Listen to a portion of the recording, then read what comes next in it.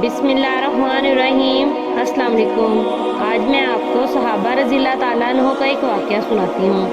हज़रत अबू जहम बिन हुज़ैफ़ा रज़ियल्लाहु ताला अन्हो कहते हैं कि यरमूक की लड़ाई में मैं अपने चचाज़ाद भाई की तलाश में निकला कि वो लड़ाई में शरीक थे, और एक मशकीज़ा पानी का मैंने अपने साथ लिया कि मुमकिन है कि वो प्यासे हों तो पानी पिलाऊं। इत्तेफाक से वो एक जगह इस हालत में पड़े हुए मिले कि दम तोड़ रहे थे और जान करनी शुरू थी। मैंने पूछा, पानी का घूंट दूं? उन्होंने इशारे से हाँ की। इतने में दूसरे साहिब जो करीब ही पड़े थे और वो भी मरने के करीब थे, आह की।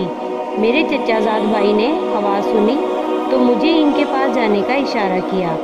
मैं इनके पास पानी लेकर गया। वो शाम बिन अबी अल आस रज़ियल्लाहु ताला अन्हो थे। उनके पास पहुंचा ही था कि इनके करीब एक तीसरे साहिब इसी हालत में पड़े दम तोड़ रहे थे। उन्होंने आह की। शाम रज़ियल्लाहु ताला अन्हो ने मुझे इनके पास जाने का इशारा कर दिया।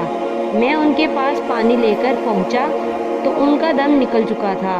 शाम रज़ियल्लाहु ताला अन्हो के पास वापस आया तो वो भी जान बहक हो चुके थे।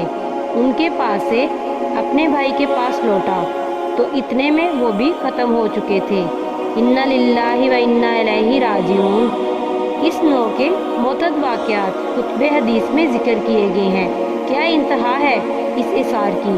अपना भाई तो दम तोड़ रहा हो और प्यासा हो, ऐसी हालत में किसी दूसरे की तरफ तवज्जो करना भी मुश्किल हो जाता है।